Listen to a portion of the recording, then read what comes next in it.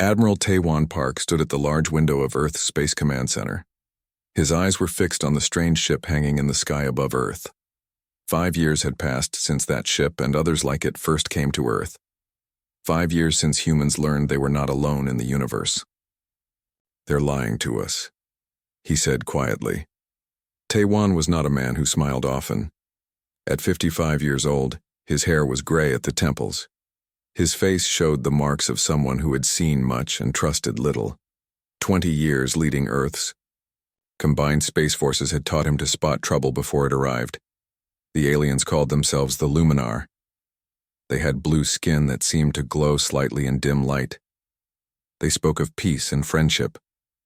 They offered Earth a place in their galactic concordat, a group of 27 space-traveling species who worked together. But something was wrong. Taewon had felt it from the first day. He turned as the door to the observation room slid open. Dr. Hyun-Ki Lee walked in carrying a tablet computer.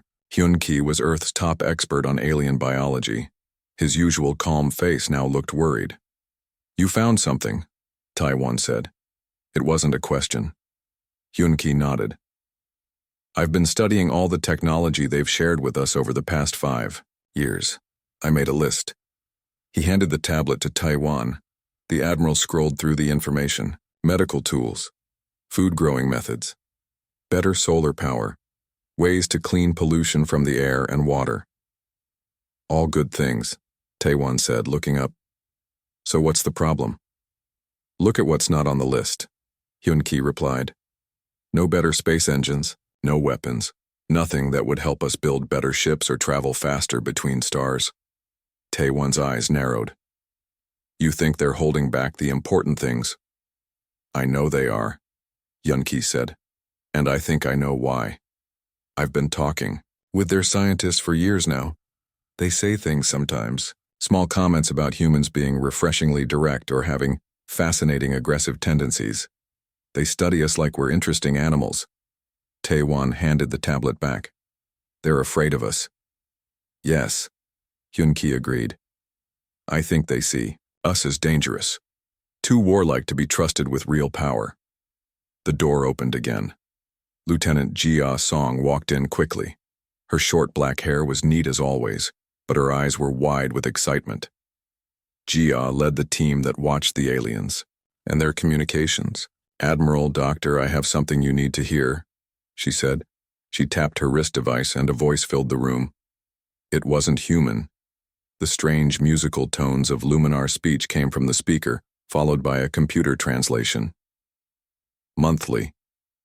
Report to Concordat High Command. The humans remain contained as ordered.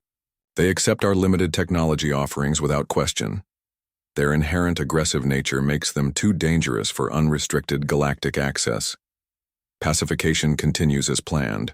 The new monitoring system will be in place within 30 days, ensuring complete control of their orbital space." The room went silent when the recording ended. "When did you get this?" Taewon asked quietly. 3 hours ago, Jia replied.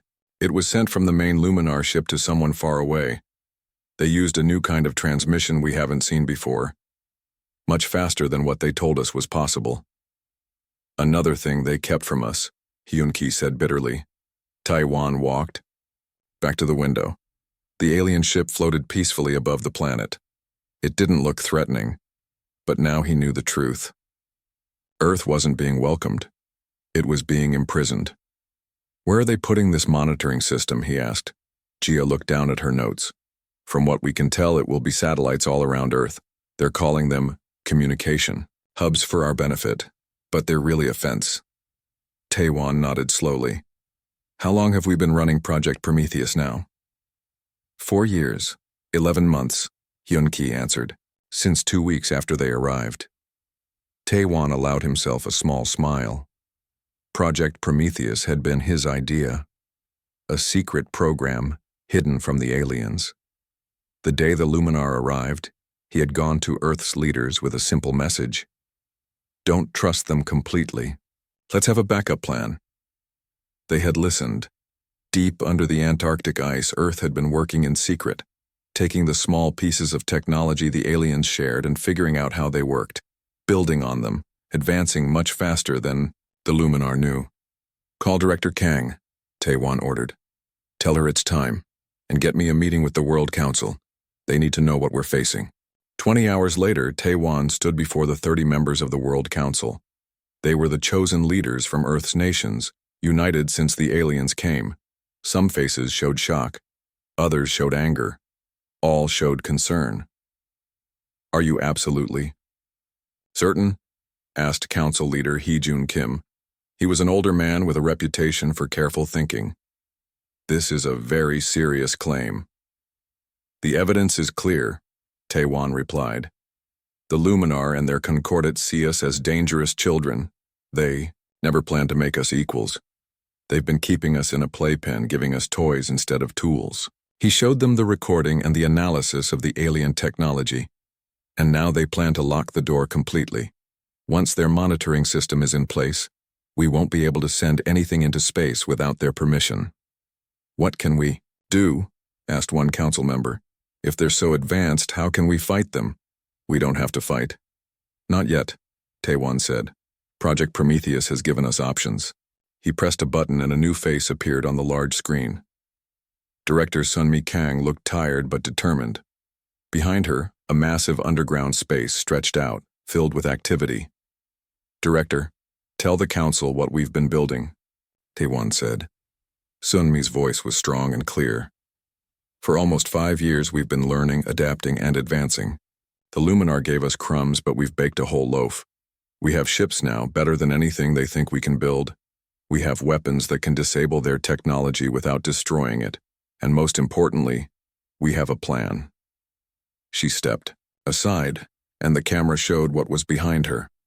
Row after row of sleek spacecraft unlike anything Earth had officially produced. Scientists and soldiers moved among them with purpose.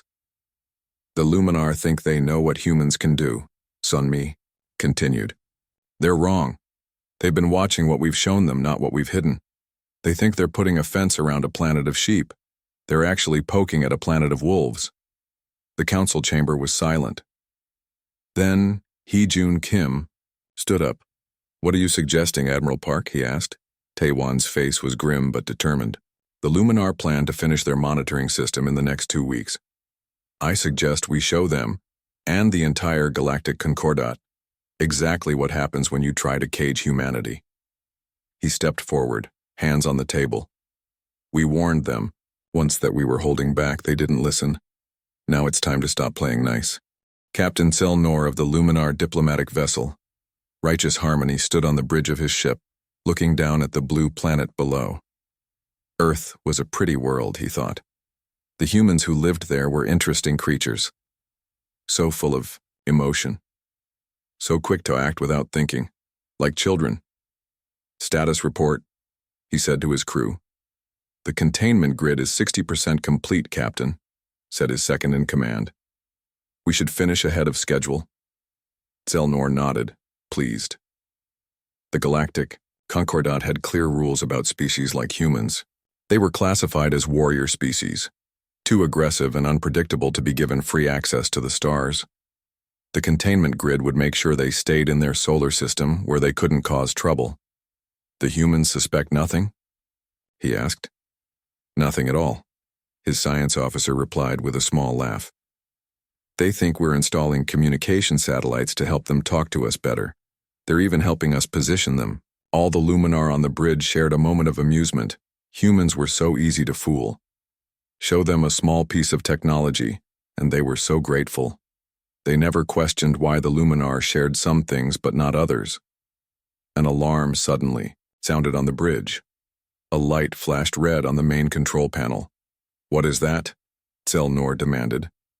The sensor officer looked confused.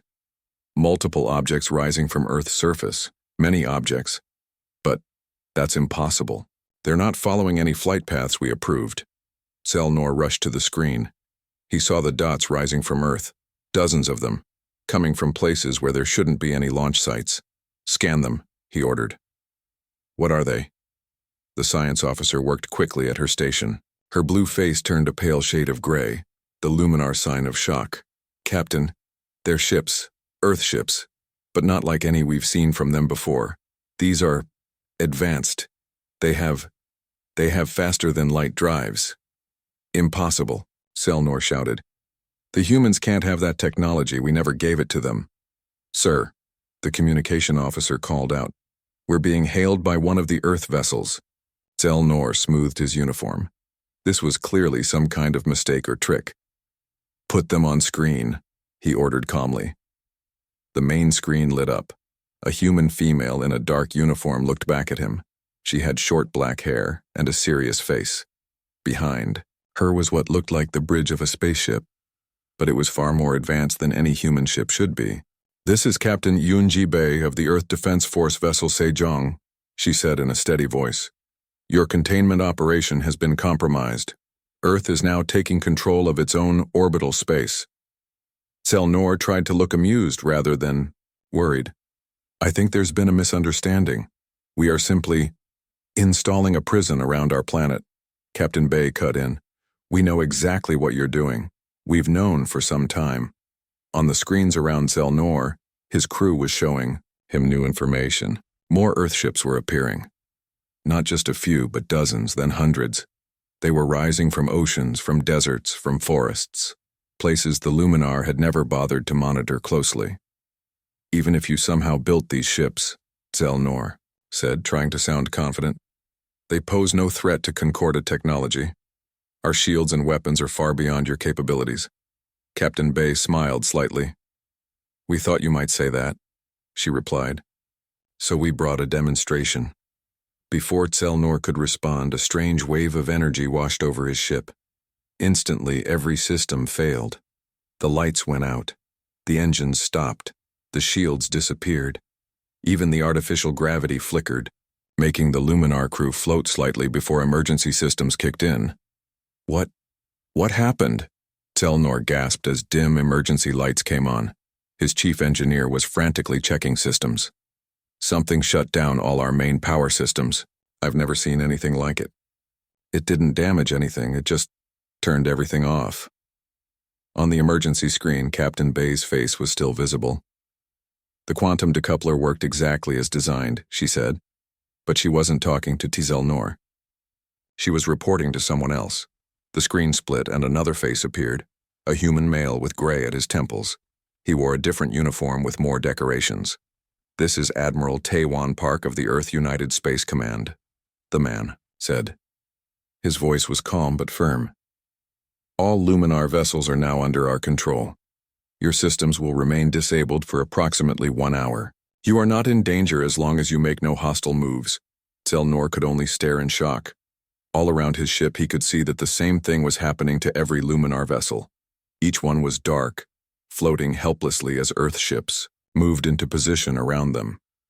How? He began. How did you do this? We never gave you this level of technology. Admiral Park's face showed no emotion. You gave us enough. A glimpse was all we needed. Human ingenuity did the rest. The Admiral turned away to speak to someone off-screen. Then he faced Selnor again. We are now broadcasting on all concordant frequencies, he said. Every world in your alliance will hear this message.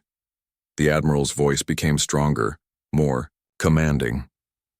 For 5 years, the Galactic Concordat has lied to Earth. You came as friends but planned to make us prisoners. You shared small pieces of technology while holding back anything that would help us join you as equals. You classified humanity as too dangerous to be free. The Admiral's eyes seemed to burn with controlled anger. You were right to fear us, not because we are violent, but because we are determined, not because we are aggressive, but because we refuse to be controlled. On a side screen, Selnor could see that Earth ships were now dismantling the containment grid satellites. The work of months was being undone in minutes. Today, Earth declares itself free of concordant restrictions, Admiral Park continued. We will not be contained. We will not be limited. We will take our rightful place among the stars. The Admiral leaned forward slightly. We could destroy your ships. We could strike at your worlds. Our scans show us exactly where they are. But that is not our way. Despite what you believe about humans, we prefer peace to war. We prefer talking to fighting. Selnor saw new images appear on the screen. Pictures of Earth's hidden fleet, of their underground bases, of technology that should have been impossible for humans to create so quickly. "This is our one warning," Admiral Park said firmly. "Earth is now open to peaceful relations with any world that treats us as equals, but we will never again allow anyone to cage us or hold us back." He looked directly at Zelnor. "Your crews will not be harmed. Once your ships regain power, you may leave Earth's orbit. Return to your leaders with our message. The deception is over. The containment has failed. Humanity is free." The transmission ended, leaving Zelnor in the dim light of his powerless ship. Around him, his crew looked to him for guidance, but he had none to give. Through the viewport, he could see Earthships moving with purpose, taking control of space around their planet. They moved with precision and confidence. There were so many of them. "How did we miss this?" his science officer whispered. "How did they build all this in secret?" Zelnor had no answer. The Luminar and the Concordat had made a terrible mistake. They had judged humans by their emotions, by their conflicts, by their youth as a species. They had failed to see what really made humans dangerous: their cleverness, their ability to learn quickly, and their deep refusal to be controlled. And now the galaxy would have to deal with a free humanity, whether it wanted to or not. Minister Yunha Yang had never left Earth before today. Now she stood on an alien world, preparing to speak for all humanity. The great meeting hall of Centaurus Prime was huge. It was built in a circle with rising seats like a giant bowl. These seats sat the representatives of the 27 species of the galactic Concordat. They all looked different. Some had blue skin like the Luminar. Others had scales or fur. Some had many arms or eyes. All were now looking at Yunha. She stood in the center of the room on a round platform. She wore a simple black suit with Earth's new symbol on the shoulder, a blue circle with white lines connecting stars. She was 50 years old, with streaks of gray in her dark hair. She had been a diplomat on Earth for many years. Now she was humanity's first voice to the stars.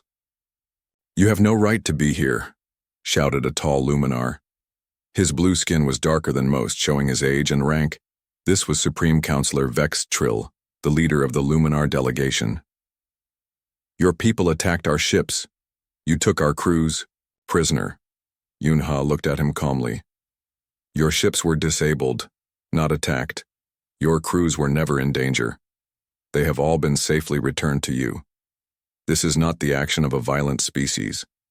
You threatened the peace of the galaxy." Vex Trill continued, his voice rising. "You built weapons in secret." "We built defenses after learning of your plan to imprison us," Yunha replied. Her voice remained steady. "And despite having every reason to strike back, we chose not to harm a single one of your people." She turned to address the entire room. The Earthship that brought her here, the EDF Sejong, had traveled faster than any human ship was supposed to be able to go. It had shocked the Concordat when it arrived at Centaurus Prime just 3 days after the events at Earth. "Members of the Galactic Concordat," Yunha said clearly, "I come before you today because of a great injustice. For 5 years, the Luminar have deceived Earth. They pretended to welcome us into your community, while secretly planning to cage us in our own solar system." She touched a small control on her wrist. A large screen appeared in the air above her. On it was the complete text of the Concordat Charter, the rules all members followed. "Section 12, Paragraph 4, she said, and the words glowed brightly on the screen. It says, "No member species shall be subjected to technological restriction or planetary containment without representation and due process before the full assembly." The room grew quiet. Many of the aliens were looking at the Luminar representatives, now not at Yunha. Earth was judged dangerous without any hearing. We were sentenced to containment without any chance to speak in our defense. According to your own laws, this was illegal. A tall, thin alien with gray skin stood up. This was Counselor Jet of the Meridian Collective. The Meridians were known for their strict following of laws. "The human speaks truth," Jet said in a slow, careful voice. "The Luminar actions violated our most basic rules." "That's not important," Vexatril shouted. The humans have proven exactly why they were classified as dangerous. They built weapons in secret. They hid their true abilities from us. Yunha smiled slightly. We developed defenses after discovering your lies. And when we could have used those defenses to hurt you, we chose not to. Is that the action of a dangerous species? She stepped forward, her voice growing stronger. Humanity does not want war. We want the place that should have been ours from the beginning. Equal membership in the Concordat with all rights and privileges. She touched her wrist control again. The screen changed to show Earth's fleet. The images had been taken just hours ago. The ships were now positioned throughout Concordat space, including directly above several member homeworlds. Gasps came from many of the alien representatives. They had not known how far Earth's ships had spread in the short time since breaking free. We offer a choice, Yunha said firmly. Accept Earth as full members with equal rights, or discover just how dangerous we truly can be when threatened. The room erupted in noise. Some aliens were shouting in anger. Others were talking quickly to each other in fear. The Luminar delegation was demanding Yunha be removed. A loud bell sound cut through the noise. An alien with 4 arms and golden skin stood up. This was the Grand Mediator, the chosen leader of the Concordat Council. We will have order, the Grand Mediator said. Its voice was neither male nor female, but somewhere in between. This is a serious matter that affects all members. The room quieted. Minister Yang, the Grand Mediator said, looking at Yunha, your claims are troubling, but your method of presenting them is also troubling. Positioning warships above peaceful worlds could be seen as an act of war. Yunha nodded. We understand how it appears, but after 5 years of deception, we needed to ensure we would be heard. Our ships have strict orders not to fire unless fired upon. They are there to show our reach, not to threaten. The Grand Mediator turned to the Luminar delegation. Supreme Counselor Vextrill, did the Luminar classify humans as a warrior species, without proper process? Vextrill stood stiffly. We acted to protect the galaxy. Humans are emotional and aggressive. Their history is full of war. Their planet was divided when we found them. They fight among themselves constantly. Giving them free access to Concordat technology would be dangerous for all of us. That was not the question, the Grand Mediator said firmly. Did you follow proper legal process as required by our charter? Vextrill hesitated. No, he finally admitted. We did not. But we were right to be cautious. The Grand Mediator turned back to Yunha. Minister Yang, what does Earth want from this council? Yunha straightened her shoulders. 3 things. First, immediate recognition of Earth as a full member of the Galactic Concordat with all rights and privileges. Second, free access to all technology sharing programs that other members enjoy. Third, a formal apology from the Luminar government for their deception. That is unacceptable, Vextrill shouted.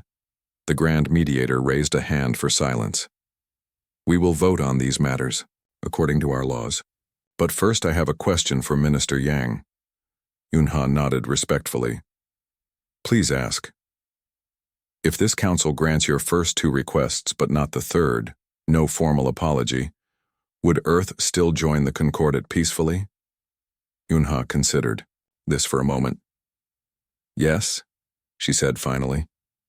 Earth values moving forward more than dwelling on past wrongs. We would accept those terms. The Grand Mediator nodded, seeming pleased with this answer. The council will now debate and vote. Minister, Yang, you may wait in the antechamber. As Yunha left the Great Hall, she could hear the heated discussions beginning behind her. In the smaller waiting room, she found Captain Yunji Bei of the Sejong waiting for her. How did it go? Yunji asked. As well as could be expected, Yunha replied, sitting down tiredly. The Luminar are angry. Some of the others are scared, but I think most see that we're in the right.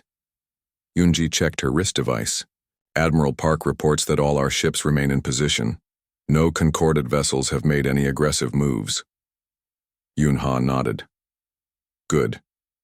We need to show strength, but also restraint. If we act like the dangerous species they fear, we'll prove them right.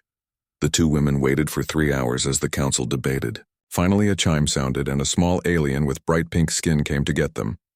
"The council is ready," it said. Back in the Great Hall, Yunha stood again on the central platform. The Grand Mediator addressed her. "Minister Yang, this council has reached a decision.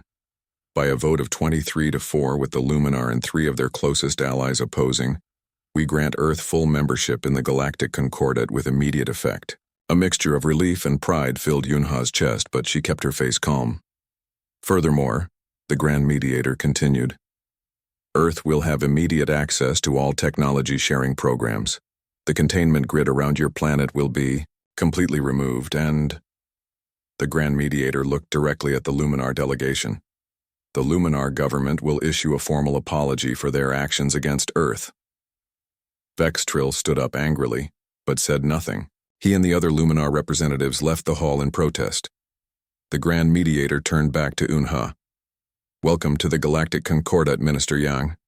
Earth has won its freedom and its place among the stars. We hope it will be a force for good." Yunha bowed slightly. "That has always been our intention. Earth thanks you for your justice today." As she left the hall, Yunha knew this was just the beginning. Earth had won its place, but now it would need to prove it deserved that place. The road ahead would not be easy, but one thing was certain. No one in the galaxy would underestimate humanity again. 1 year had passed since Earth broke free from the Luminar's attempted containment. 1 year since humanity had shown the galaxy its true strength. Now, on the surface of Earth's moon, something historic was happening. Director Sunmi Kang stood at the large window of the newly built Luna Embassy. She was now Earth's main representative to the reformed Galactic Council. Her dark suit had the same star pattern that all Earth diplomats wore. She watched as ships from 28 different worlds landed on the prepared platforms outside. "Quite a view, isn't it?" said Ambassador Ho Jin-yoon, coming to stand beside her. He was younger than Sunmi, only 40, but had proven himself, skilled at understanding alien cultures. "I never thought I'd see this day," Sunmi admitted. 27 alien species coming to Earth, well, to our moon, as equals, not as controllers or observers. "And all because we showed them we wouldn't be caged," Ho-jin said with a slight smile. Sunmi nodded. They needed to understand that trying to hold humanity back was a mistake. That deception has consequences. Outside, aliens of many shapes and sizes were walking toward the large dome where the signing ceremony would take place. Some wore special suits to breathe in Earth-normal air. Others needed no protection at all. Despite their differences, they all shared one thing. They were now treating humans with new respect. The past year had seen many changes in how the galaxy worked. After Earth exposed the Luminar's secret program of containing warrior species, 3 other worlds had been freed from similar restrictions. Like Earth, they were now rapidly advancing with full access to Concordat technology.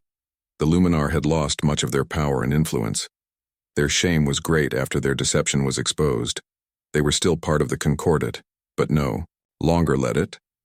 Admiral Taewon Park entered the room, wearing his formal uniform with its gold decorations.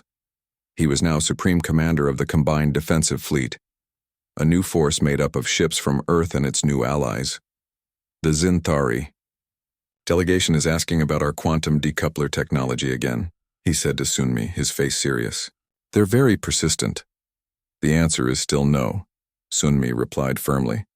"We'll share most technologies as the new Concordat Charter requires, but some innovations remain exclusively human. The galaxy needs to remember that while we're willing to be partners, we're no one's servants." Taewon nodded in agreement. "I'll tell them." Again. He looked out the window at the gathering aliens. "Strange to think that a year ago we were preparing for possible war. Now we're hosting the biggest diplomatic event in galactic history." "The signing of the new Concordat Charter," Ho-jin said. "A historic day indeed." Through the window they could see Earth hanging in the black sky, blue and beautiful. Around it, ships from dozens of worlds moved in careful patterns, many of them human-made. Earth had advanced quickly in the past year, taking full advantage of access to galactic knowledge. But humans had also shared their own innovations, surprising the older species with fresh ideas and approaches. Lieutenant Jia Song joined them at the window. She now led the diplomatic security service protecting Earth's representatives throughout the galaxy. "The Luminar delegation looks uncomfortable," she said, pointing to a group of blue-skinned aliens standing apart from the others. "They don't like being here on our territory." "Good," Taewan said simply. "Comfort breeds complacency. We won't make the same mistake they did." Sunmi checked the time. "We should head to the dome. The ceremony begins in 20 minutes. Together they walked through the curved hallways of the Luna Embassy. It was an impressive building, designed to show Earth's new status. Its architecture combined elements from human cultures around the world. Art from many nations lined the walls, and subtle displays of technology reminded visitors that humans were no longer a primitive species to be contained. In the main dome, 700 delegates from 28 worlds were finding their seats. At the center was a round table with 28 chairs. Here the leaders would sign the new Concordat Charter, the new rules for how the galaxy would operate. Earth's unified president Hee Jun Kim was already seated, talking quietly with the Grand Mediator. At 70, President Kim was the oldest, human in the room, with white hair and a lined face. But his back was straight and his eyes were sharp. A soft tone sounded, signaling the start of the ceremony. Sunmi took her place standing behind President Kim. Representatives from each world did the same behind their leaders. The Grand Mediator stood, its forearms raised for silence.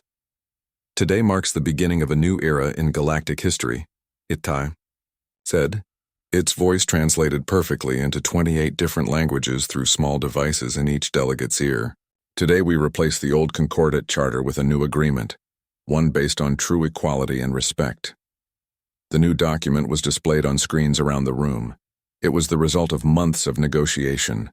Earth had insisted on key changes. No species could be contained or restricted without a full public hearing. All members would have equal access to shared technology. No secret classifications of species would be allowed. Any world advanced enough for faster-than-light travel could apply for membership.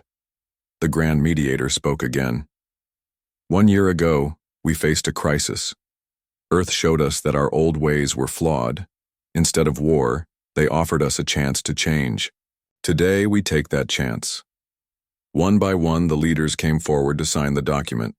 When it was President Kim's turn, he stood slowly and walked to the table. Before signing, he turned to address the gathered delegates. "Earth extends its hand. In friendship to all who treat us as equals," he said, his voice strong despite his age. "We join this new concordat with hope for a peaceful future. But let our journey serve as a reminder." He paused, looking around the room. His eyes rested briefly on the Luminar delegation. "Humanity warned the galaxy once that we were holding back. We demonstrated what happens when we're done playing nice. Do not force us to provide another demonstration." The message was clear. Earth had earned its place among the stars not through violence, but through the strength of its will and the power of its mind. They had outthought, outmaneuvered, and outplanned a galaxy that had underestimated them. President Kim signed the document. Applause filled the dome from most delegates. The Luminar remained silent. As the ceremony ended, Sunmi stepped out of the dome for a moment of quiet. From this spot, she could see both Earth and the stars beyond. Humans were now free to explore those stars as equals, not as prisoners in their own solar system. "Director Kang," a voice called. Colonel Do-hyun Ri approached, now head of Earth's Advanced Research Division. "The latest tests of the Deep Space Explorer ships are complete. They're ready for their first mission beyond Concordat space." Sunmi nodded. "Good. There's a whole universe out there, Colonel. The Concordat only controls a small part of one galaxy. I think humanity is ready to see what else is waiting for us. Do you think we'll find other challenges out there?" Do-hyun asked. "Other species who might see us as a threat?" Sunmi smiled. "Probably, but they'll learn the same lesson the Concordat did. Never underestimate humans. We're at our best when someone tells us what we can't do." Above them, Earth continued its silent turn in space. No longer a prison, but a starting point for humanity's true journey to the stars. The galaxy had tried to hold humanity back. They wouldn't make that mistake again. And if anyone else tried, well, humanity had already warned the galaxy once. They wouldn't need to warn twice. The stars shone bright against the black void of space. Captain Doyen Kim stood tall on the bridge of the EFS Thunderbolt, his dark eyes fixed on the main screen. This was Earth's first true warship built for deep space. What had started as a simple patrol mission beyond Pluto had turned into something much more important. "Sir, there's something out there," said Officer Gina Park. Her voice was calm, but her hands shook slightly. It just appeared. Doyen walked closer to the front window. In the distance floated a massive ship. It looked like nothing humans had ever built. Its hull shimmered like crystal, catching the distant sun's light in strange patterns. "How far?" Doyen asked. "About 50,000 kilometers in holding position," replied Gina. She tapped on her screen. "It's 3 times bigger than us." The bridge fell silent. 20 crew members stopped what they were doing. This was the moment humanity had prepared for but never truly expected. First contact with an alien race. "Send the greeting message," ordered Doyen. Earth's governments had created a simple message of peace, translated into mathematical terms that any advanced species should understand. "Message sent," said Communications Officer Taiho. No response yet. Minutes passed. The alien ship remained still. "Captain, they're scanning us," reported Gina suddenly. Her screen flashed with warning lights. "It's some kind of energy beam. It's passing through our outer hull."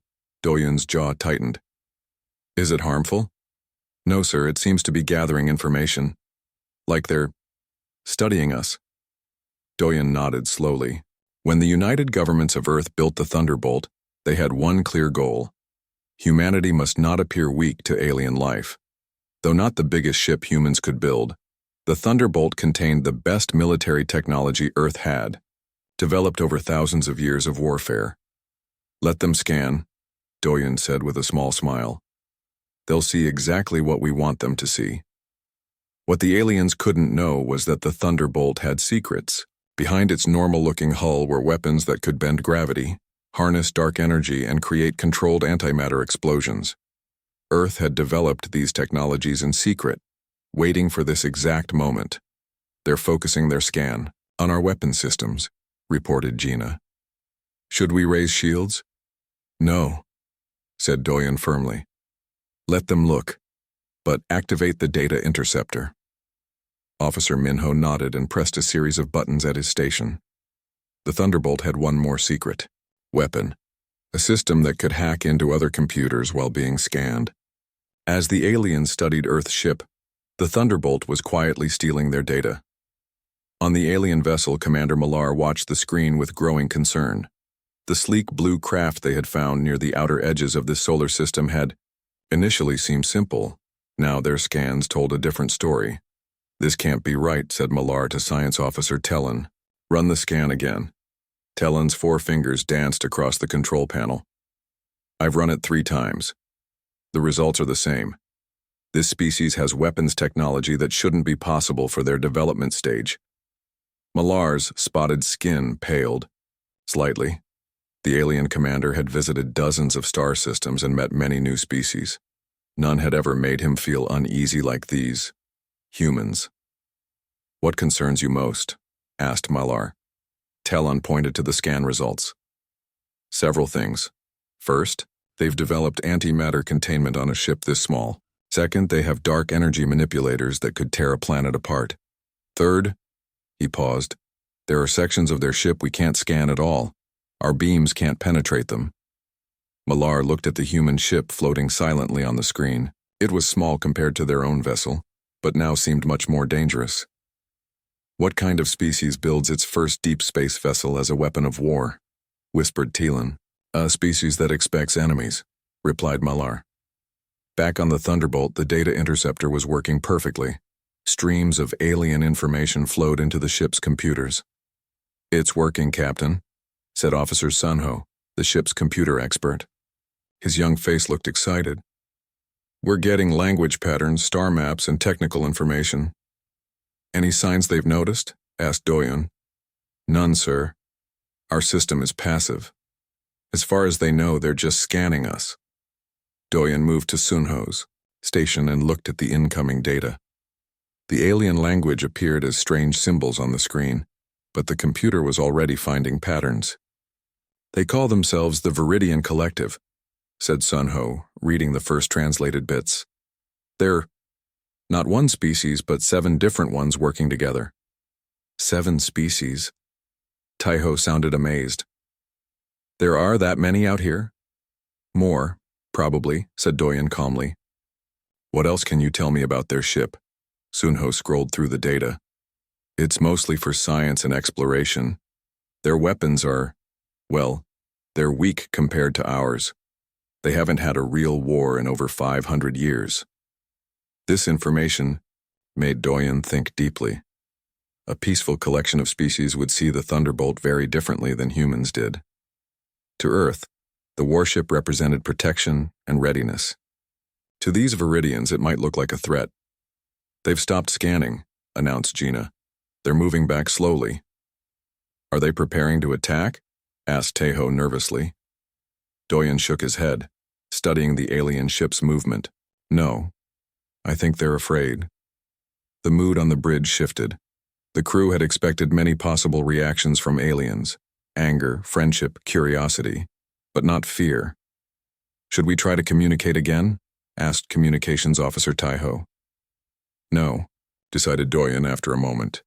We've learned enough for now, so have they. We need to bring this information back to Earth immediately. He sat in the captain's chair and gave his orders. Plot a course back to Earth. Full speed. Download all the data we've collected. Earth needs to know what we've found. As the Thunderbolt turned and accelerated toward home, the alien vessel remained at a safe distance, watching. 3 days later, in a secure room deep under Seoul, South Korea, Captain Doyon Kim stood before the World Security Council. On a large screen behind him were images of the alien ship and the translated data. They are called the Viridian Collective, Doyon explained to the serious-faced leaders. They have been exploring space for thousands of years. They are peaceful now, but their history shows they once fought wars. Are they a threat to Earth? Asked the American representative. Not directly, replied Doyon. Their weapons technology is far behind ours, but they have advantages in other areas. Faster than light travel, advanced medicine, and communication systems we can barely understand. Did they seem hostile? Asked the Chinese representative. No. If anything, they seemed afraid of us. Our scans show their ship moved away after studying the Thunderbolt's weapons. The room fell silent as the world leaders considered this information. What do you recommend, Captain? Asked the Korean representative finally. Doyon straightened his back. We should build more ships like the Thunderbolt quickly, not to start a war, but to ensure we can defend ourselves. The galaxy is full of unknown dangers. We've been lucky that our first contact was with a peaceful group. And if the Viridians return? Asked the Russian representative. They will return, said Doyon with certainty. They've seen our weapons, but they know very little about us. They'll want to learn more. Next time they'll come prepared. As the meeting continued into the night, decisions were made that would change humanity's future forever. 6 more warships would be built immediately. Earth would stand ready. What neither Doyon nor the aliens realized was that their brief meeting had started something neither side could stop. The Viridians had discovered a species unlike any they had met before, one that had developed weapons of incredible power before even leaving their own solar system. And humans had discovered they were not alone and perhaps not safe. The game had begun.